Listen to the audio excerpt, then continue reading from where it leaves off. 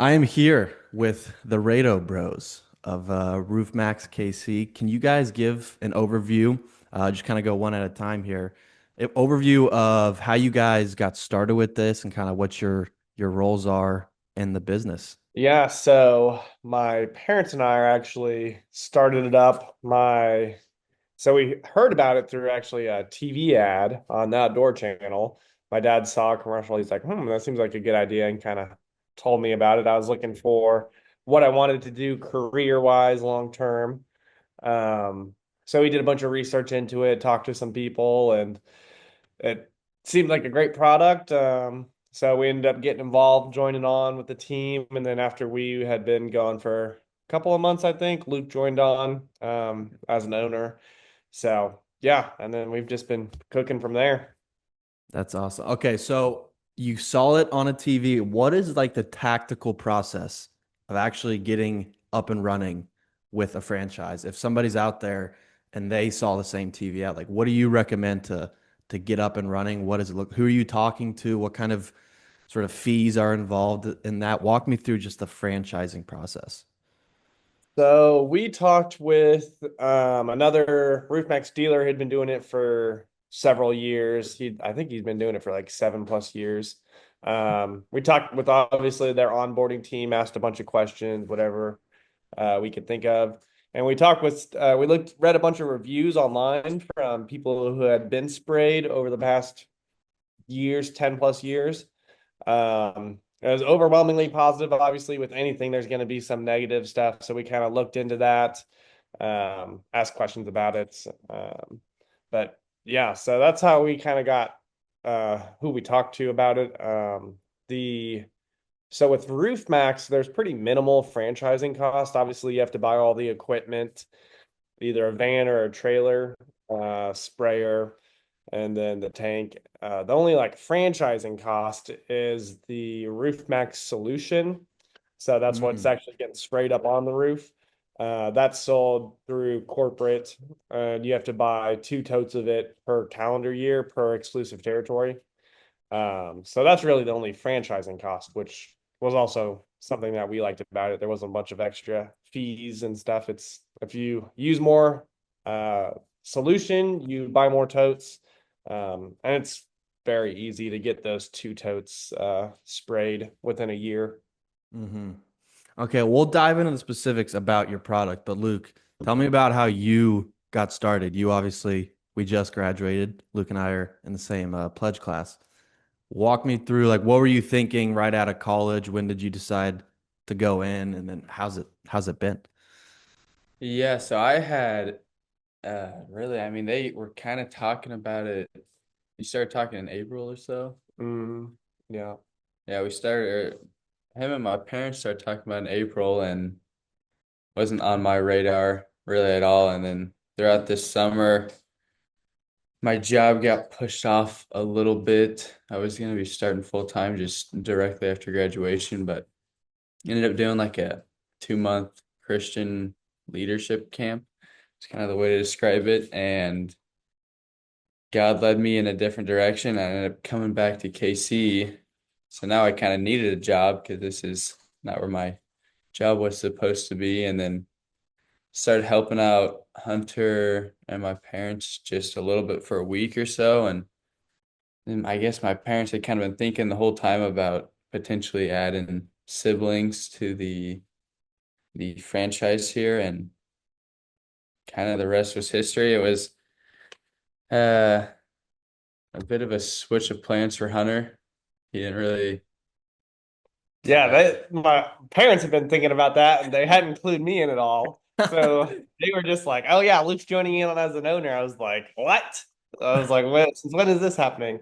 But after I thought about it and prayed about it, I was like, "Okay, yeah, this definitely makes more sense than having him do his own roof backs thing or um and I'm like super busy right now, so having him on has been a huge blessing. He's able to help out with a lot of stuff. hmm What's it been like working together? I mean, hopefully there's not the I see two nods of the heads. I work with my brother in the yeah. same and sort of can Yeah. understand what that's like, but I'm just curious kind of if you're talking to somebody else who's thinking about going into business with their family, what have you guys seen as maybe pros and cons, open discussion here, no judgment. It's been honestly like a lot of fun. Like usually we pretty much all go to the same church, and just right after church we'll do a work meeting, get some lunch, hang out, and then just extra family time, which is always fun. Obviously, we can be hard-headed every now and again, but I would say pros have definitely outweighed the cons, which there haven't been a ton of cons. So it's been really fun. Yeah. Yeah, I agree. I think it's been really good. You hear people say or like recommend never going into business with family, which I see why. Like if something goes bad and the business goes under, one person can get blamed, it can ruin your familiar relationship rather than just a business relationship. Right. We try to be like any kind of major decision we discuss as a group, or try to at least, try and all talk about pros and cons and make sure we're all on the same page or at least okay with a decision. Right. I think Yeah. that communication is the key. Yeah. I also think for me, it's like it's hard to find somebody random that Yeah. to trust as much as you're going to trust your own family. And Mhm. it's like at the end of the day, they're going to do the best for you, and so there is that layer of trust there. So even when there might be some disagreement, it's also almost better because you can argue with your brother a lot more comfortably than you can argue with somebody who maybe is like a new co-founder that you just met. But let's talk a little bit more about your guys' product that you sell. And obviously our audience is people who have trades businesses. We've had a couple roofing companies on, and you guys have a super unique solution. So just talk to that a little bit and explain what it is exactly that you guys do. Yeah, so what Roof Max is it's an all natural alternative to roof replacement for asphalt shingles.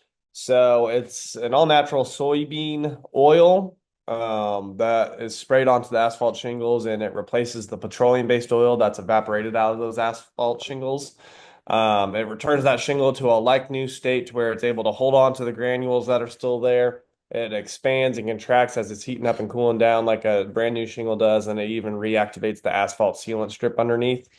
When those shingles get dried out and brittle, that asphalt sealant strip starts to fail, which allows the shingles to get blown up. The shingles are more likely to crack or break when they're less flexible, and they're less able to hold on to the granules when they're dried out. So we're just able to kind of reverse all of those. And actually, the newer shingles are able to better withstand hail damage as well, Hmm. when they're more flexible rather than that hailstone coming down and just poking a hole in that brittle shingle or knocking off a bunch of granules. It kind of acts more like a trampoline, allows that hailstone to bounce off rather than um, do more damage. Mm. Yeah, it's super interesting.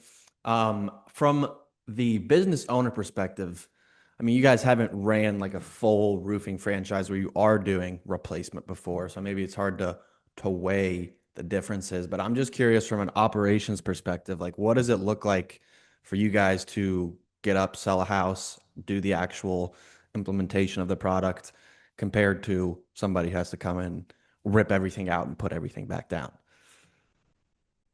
Yeah, so for costs, definitely a big one is, of course, just the Roof Max solution. Um, Other than that, the actual work, there's not a ton of cost. We go through quite a few screws and just actual sealant. We do it's called like a little tune-up all beforehand, where we make sure the house is, we kind of just say like watertight, make sure nothing's gonna be happening, getting in, and then no further issues happening. But then the other big costs outside of our product itself is the leads. Mm. That's where we just got to get in front of people. We know the product is going to do its job. It's going to save people's roofs and it's going to save them money. We just got to, like you said, it's not a roofing business. Everyone has had a roof replaced or at least knows what it is, but very few people know of Roof Max and rejuvenating your roof instead of just ripping it all off and putting a new one on. So those are the two big costs that we really have. The product itself, and then getting in front of people and potential customers. How are you going about getting in front of people? What is the sort of So the strategy? yeah, a big one we've been doing is these trade shows. So we just went and I don't know if the KC, what was it, remodel and home show or Home and something. garden or something. Yeah. Um, so we just talked to people for 3 days, get our product out. We actually gave away a free treatment, and then we can hopefully get some leads out of it as well. Hmm. Okay, And so then you give away a free treatment. Is this a product that you do sort of multiple times? Like, what is the like how does that actually how does that part work? Is this a one and done, or do you have to kind of come back on a regular basis? So each treatment comes with a 5-year warranty. Well, kind of multiple 5-year warranties, but the main one is it guarantees the flexibility of those shingles for the next 5 years, and that's through our corporate. So even if one dealer or franchise goes under, that corporate warranty is still good. And if you have a claim, you file a claim through corporate, they'll send out the next closest dealer to go and check out the roof and fix any issues you are having if it falls within that flexibility warranty. Our we do a really thorough job on the tune-up. So RoofMax doesn't, since it's a franchise, you kind of have some independence on what you do. We do a really thorough tune-up job, so we want to make sure that the RoofMax solution is taking care of the shingles and turning them to returning them to like new. But there's a lot of other uh, things on a roof that can fail, flashing issues, exhaust vents, plumbing boots, chimneys. So we go through, or branches rubber on the roof. We go through, take care of everything else. We'll even replace damaged shingles or missing shingles. So we go through and make sure that there's not another part of that roof that's going to be failing on a customer. So we offer an additional to that 5-year flexibility warranty. We offer a general maintenance warranty for those 5 years, where if a customer has a shingle blow off, or even if they're having like a little leak or something, we'll come out, fix it up for free for them. Hmm. You mentioned corporate there and how they kind of oversee the warranty side of things. What else what kind of value do you guys get as the franchisee, I think. Not sure which one's which.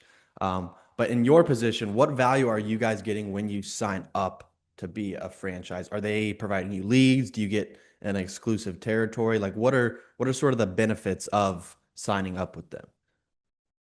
Yeah, so there's actually been quite a few benefits through having that kind of corporate fallback. Obviously, you get it's a nationwide company. There's over 365 dealers across the nation, at least one in every state, and it's actually America's fastest growing roofing company. So you kind of have that nationwide brand recognition. One of the jobs we did, it was a lady whose sister lives in Ohio, and that's where RoofMax was started. And her sister actually recommended it, so she just Googled RoofMax near me, and we popped up. We ended up going out, and we were able to help her out, extend the life of her roof. So there's that benefit. There's a lot of resources that corporate offers. Luke and I had very minimal roofing experience before starting this. We'd done some stuff for like our grandparents or aunt and uncle, but it was pretty minimal. It's obviously not too hard, but there are RoofMax gives you a lot of training. You have to get fully certified, go through a bunch of classes, take tests on it after each class, make sure you actually were watching the material Mm. before you can they even allow you to get up on a roof. And then yeah, so they've also been running TV advertisements for the past 5+ years on both a nationwide and a more like local level. So those TV ads are actually how we get a lot of our leads. They're turned off for the winter because it's slower, and obviously if there's snow or ice on a roof, we're not going to want to get up there and do an inspection. Um, but yeah, so that's where the majority of our leads have been coming from these first 6 months that we've been getting Mm. started. But That- so it's almost what do you yeah, what were any thoughts, anything to add there, Luke? no, yeah, the training, just all the resources they have is Yeah. definitely been the biggest thing. Of course, the brand recognition helps, but we're still not super known in the Midwest. It's getting there, but It's more so just having tried and true information and just knowing what will and will not work. Yeah. And having other dealers, like I still Yeah. call other Roof Max dealers, be like, hey, I saw this. What do you think of that? Is this something you typically deal with, or if this is on a roof, or you don't touch it? So having that resource too, that experience, people that have been doing it for 10 or more years, Mm. is super helpful as well. Yeah, so it sounds like sort of the resources they provide you from an education perspective, but then the other big part is the leads because they almost act as kind of the marketing engine for all of the different franchises across the country. And Hmm. then I was gonna ask, kind of with that question, when people think of franchises, there is typically that high sort of upfront fee associated with it. And so that was kind of the point behind the question. It's like, what benefit are you getting from that fee? But it sounds like for you guys, it's really just buying the solution each year, which obviously is, you're going to have to buy that regardless. So the Yeah. fee isn't even that much, it sounds like. Hmm. Yeah, so total startup cost for us was around 100K after, but we bought like a van. You have to buy the sprayer, like it's a third party company that we go through for the sprayer and the tank that goes inside the van. But we like bought all company tools, drills and hammers and everything else. But Hmm. all in all, it was ended up being around 100K with that tote purchase, Right. first two tote purchases. And then is there kind of like an average sort of time period in which you pay that off? Maybe not specifically you guys, if you don't want to share that, but as sort of the entire franchise goes. So it's pretty, it depends on which route you go. They have like kind of pre-outfitted vans or truck and trailers you can buy through Roof Max. We ended up just going and buying a little bit cheaper used van and then paying to get it outfitted ourselves and wrapped and everything. So we saved a little bit of money that way. So that loan is more on us versus like going back to corporate. Right. But yeah, like the totes, you have to pay like they have payment plans, but we just have been paying them up front. Gotcha. That's great. Um, I'm when you look at a typical roofing company, I've talked to a few of them, like I said, and there's this big sort of storm chasing theme that they have when it comes to the typical roofer. And Yeah. I'm just wondering how you guys are like, who are you targeting and how does the positioning change from you? Because I mean, can you really target that same demographic? Because you're not replacing who is the sort of ideal customer that you're going after? Yeah, so for our ideal customer, actually, we were just on a meeting the other day, and it was our door-to-door guy.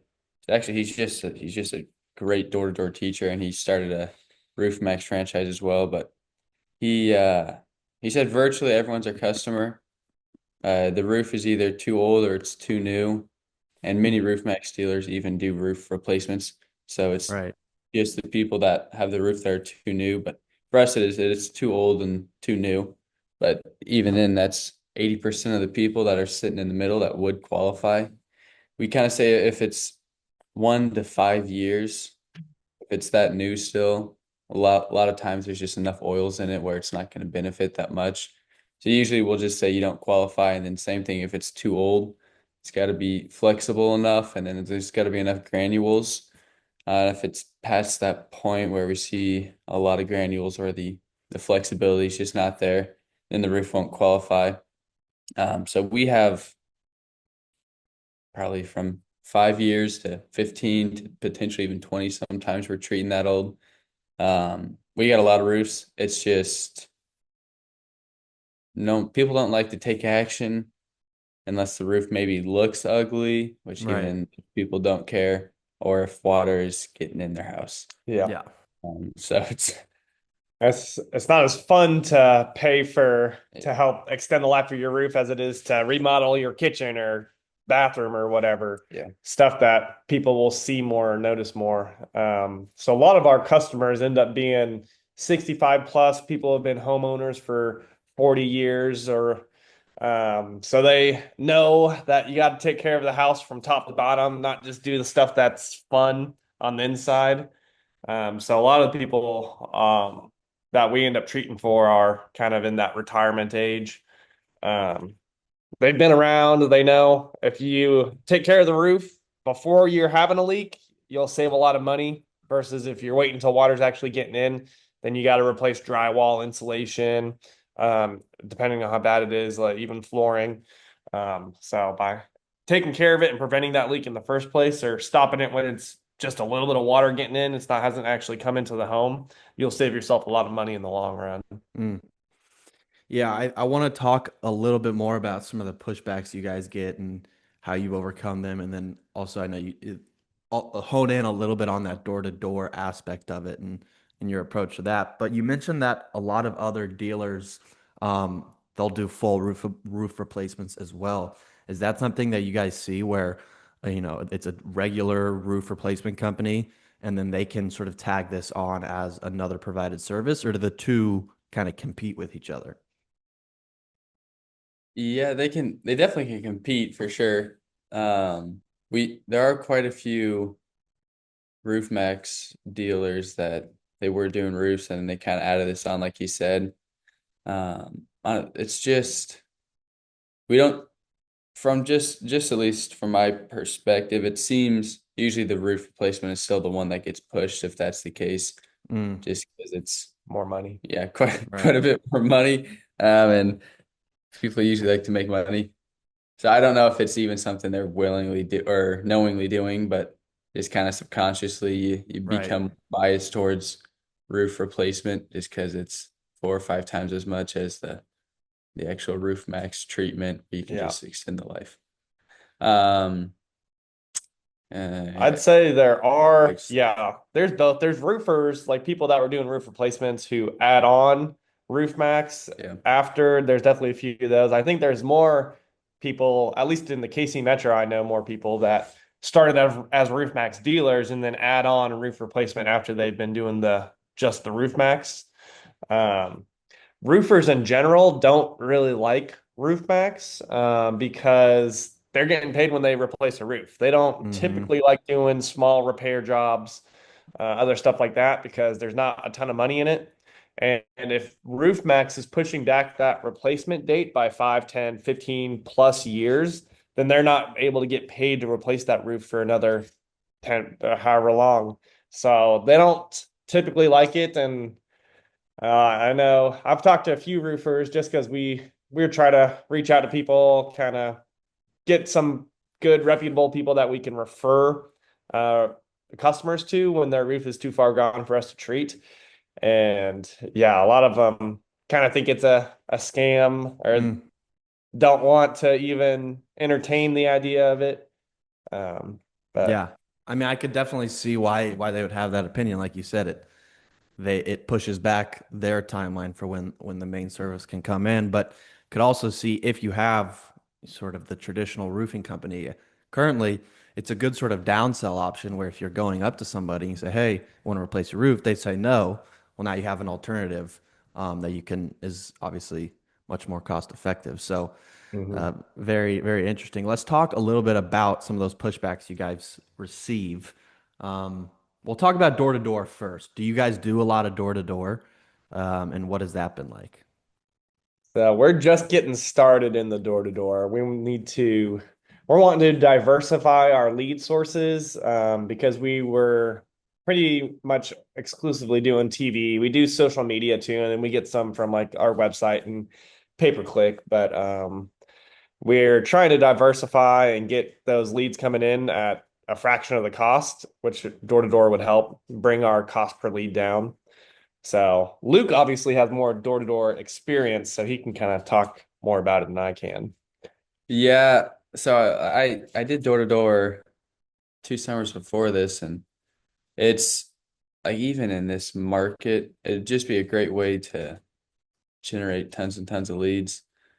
And then of course there's going to be a fee associated with it of whether we're doing it or we're hiring people to do door to door.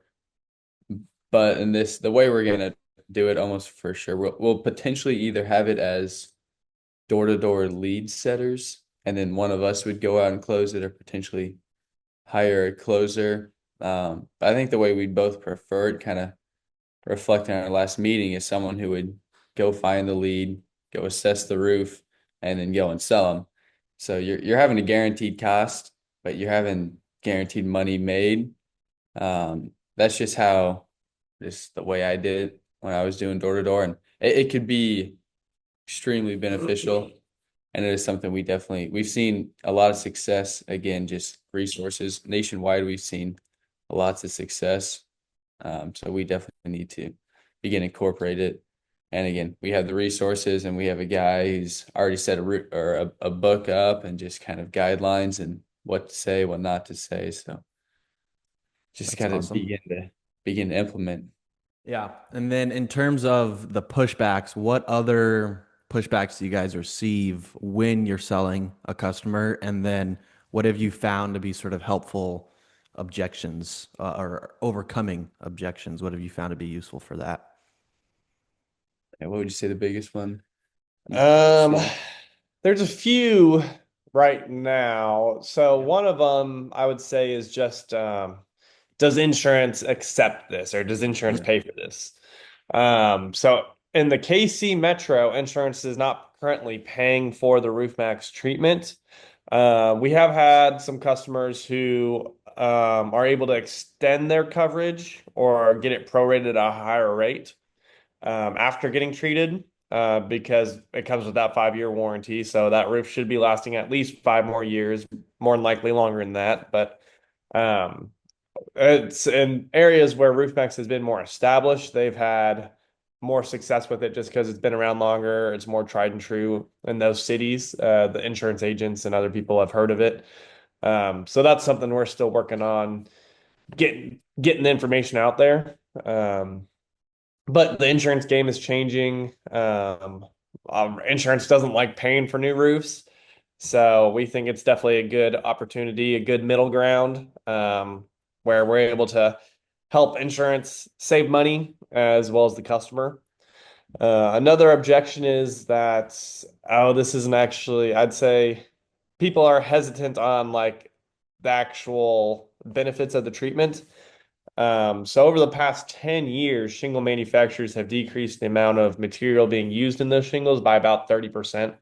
So the shingles are getting thinner and thinner year over year. They're using less asphalt, which is what actually helps that water run off the shingle. By using less asphalt, there's less oil. It's thinner, that oil evaporates out quicker. A thinner shingles, more easily breakable. Their counter to that is that they're improving the asphalt sealant strip. So they say that asphalt sealant strip is getting better. So you're having less shingle blow off, less shingle tearing.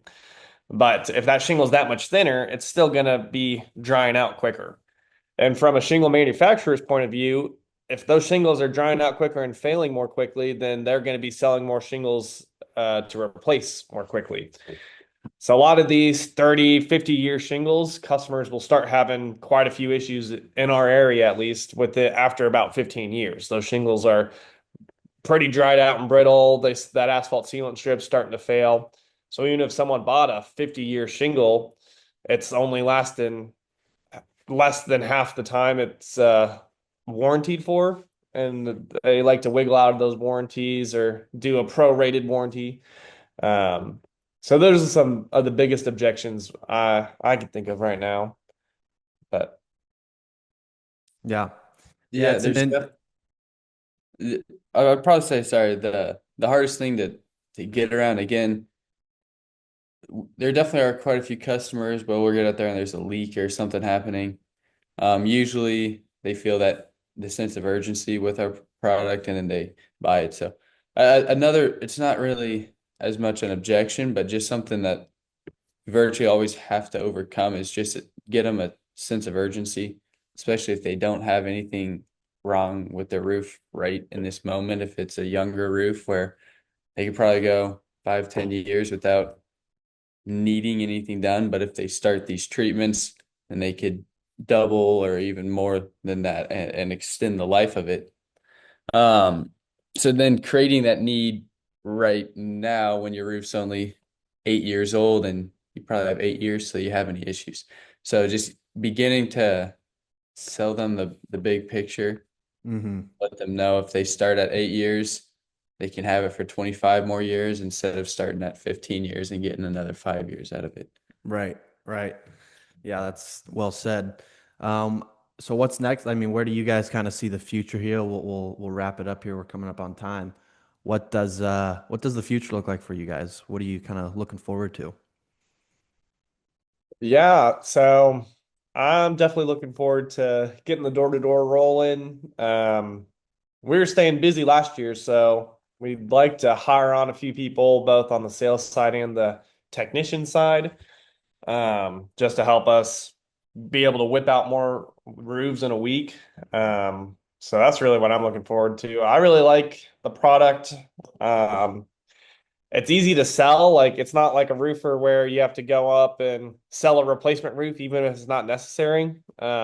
We get enough leads, enough business to where if a roof's too far gone, we can say, save your money, put it towards a new roof. Or if it's too new, it's like, you're good. Wait 2 years, call us back in 2 years.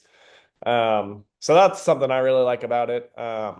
And the fact that it is helping people keep a higher quality shingle, a thicker shingle up on their roof, and while saving them money, and giving them that peace of mind if something does happen to my roof. If I find a shingle in my yard, what am I going to do? We'll come out, fix it up for you. What about you? Future wise, well, I want to hit it. I think we both are, at least kind of our goals are right around the same. I just hit 1 million in sales this first year, or this first full year, I guess I'll say. It'd definitely be difficult. We'd have to get the door to door going, but It's doable. extremely doable. So that would be a big thing looking towards the future, but just continue expanding and then kind of like Hunter's saying, just continuing to help people out, keep these roofs on people's houses. And then also just another kind of fun part is we're talking to quite a few people, whether it's on the phone or face to face, and just a good time to talk about faith or talk about just God. And Or even just be an example through our yeah, hard work. We try to do all things as though unto the Lord. Um, and after we finish a job, we like to ask the customer if it's okay if we pray over their family and their home. Um, Something we've started doing, which has been good. yeah, but it's exciting. That's It awesome. a lot of room to grow. That's great. Well, thanks for coming on. We could talk a whole bunch more about that, but Yeah. where can people find you guys? And then who do you want reaching out? You mentioned you're looking to hire some people, so maybe some potential employees or applicants, and then obviously homeowners. Who do you want reaching out, and where can they find you? Yeah, so basically anyone with an asphalt shingle roof within 3 hours of the KC Metro, we're your guys. We can help save you money. Roof Maxx of Overland Park. We're the only ones that offer that additional general maintenance warranty where we guarantee that work that we do for 5 years along with that corporate flexibility warranty. You can find us on social media. We have obviously websites. You can Google us. But yeah, Awesome. Well, thanks so much for coming on. Appreciate you yeah. guys. Thank Thank you, you for the Garrett. time. Bye, everybody.